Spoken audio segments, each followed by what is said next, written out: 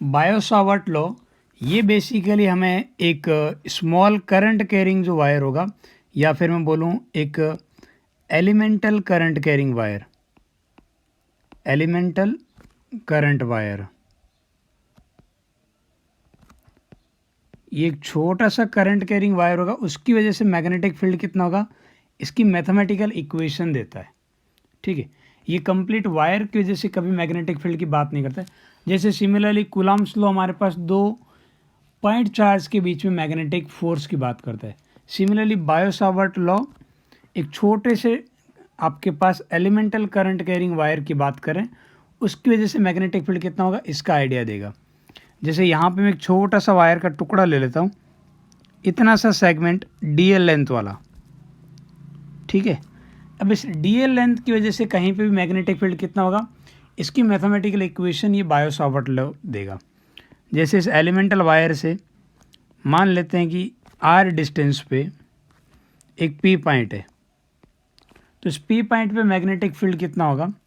Let's suppose ये जो P point है ये आपके पास ये छोटे से टुकड़े के साथ थीटा एंगल बना रहा है, तो इस पी पॉइंट पे जो मैग्नेटिक फील्ड होगा उसकी न्यूमेरिकल वैल्यू रहेगी mu naught upon 4 pi I D L sine theta divide by R square. ठीक है, अच्छा ये जो एंगल थीटा जब मेजर करेंगे, ये थीटा क्या होगा, ये हो जाएगा हमारे पास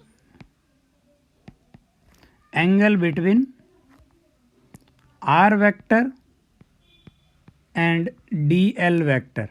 अच्छा थोड़ा सा ध्यान रखिए, आर वेक्टर तो बेसिकली पोजीशन वेक्टर होगा उस पॉइंट का एलिमेंटल वायर के रिस्पेक्ट में, और जो डी एल की जब अपन डायरेक्शन की बात करेंगे तो अपन किसकी डायरेक्शन लेंगे, करंट की डायरेक्शन, क्योंकि डी एल के पास दो डायरेक्शन हो जाएगी वरना।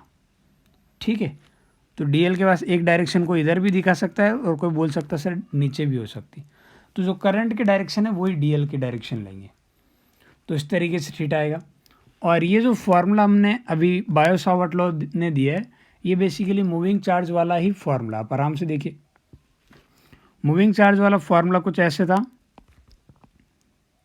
म्यू नॉट अपॉन 4 पाई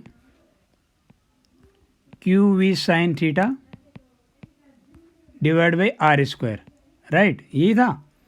अच्छा यहाँ से इस पार्ट से जो चार्ज फ्लो होगा उस चार्ज Q को मैं ऐसा भी तो लिख सकता हूँ, Q को क्या लिख सकता हूँ, यदि यहाँ पे यूनिट एरिया पे चार्ज N है, चार्ज डेंसिटी, तो N multiply by A multiply by length DL, तो ये टोटल नंबर ऑफ चार्ज आ जाए, नंबर ऑफ ये इलेक्ट्रॉन आ जाएंगे मल्टीप्लाई स्मॉल e, तो ये टोटल चार्ज आ जाएगा DL लेंथ के अंदर, बराबर है।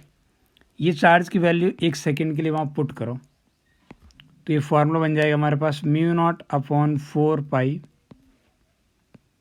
N E A D L, और ये स्पीड v, मूविंग चार्ज की स्पीड है, और यहाँ पे चार्ज के नाम पे इलेक्ट्रॉन है, और इलेक्ट्रॉन की जो स्पीड होती है उसी को अपन ड्रिफ्ट वेलोसिटी बोलते हैं, multiply with sine theta divide by R square.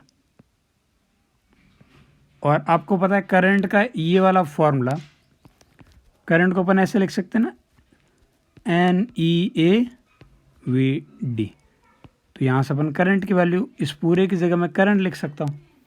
तो यही वाला फॉर्मूला जो मूविंग चार्ज वाला है ये बेसिकली कन्वर्ट हो जाएगा करंट कैरिंग एलिमेंट वाले में। अच्छा मुझे इसे यदि वेक्टर फॉर्म में लिखना है तो मैं अगेन वैसे लिख सकता हूँ म्यू नॉट अपॉन 4 पाई।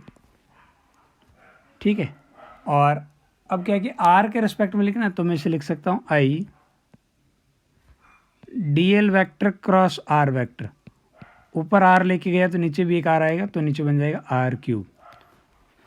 क्रॉस प्रोडक्ट के अंदर साइन थीटा ऑटोमेटिकली आ गया, तो आपको अलग से लिखने की ज़रूरत नहीं है। तो डायरेक्शन इस तरीके से आ जाएगी मैग्नेटिक फील्ड की, ये मैंने वेक्टर फॉर्म में लिख दिया। बस इस बात का हमेशा ध्यान रखें कि बायो-सावर्ट लॉ एक एलिमेंटल करंट कैरिंग वायर की वजह से बात करेगा, छोटे से सेगमेंट की वजह से मैग्नेटिक फील्ड कितना होगा यही बात करेगा, कंप्लीट वायर की वजह से बात नहीं करेगा।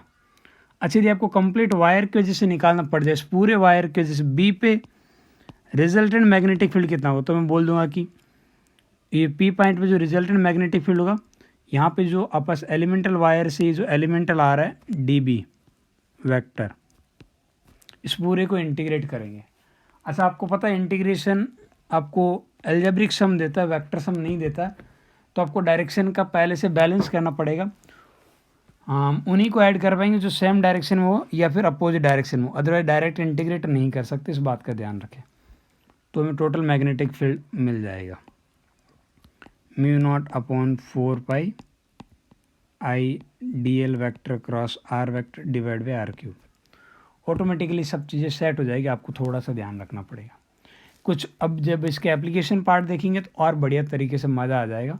बस ये छोटी छोटी जो चीज़ें अपने ये हम बोले ना कि थीटा क्या है और ये आर क्या है, इन बातों का थोड़ा ध्यान रखिएगा, बाकी कोई दिक्कत नहीं आएगी। ठीक है, तो it's all about Biot Savart law.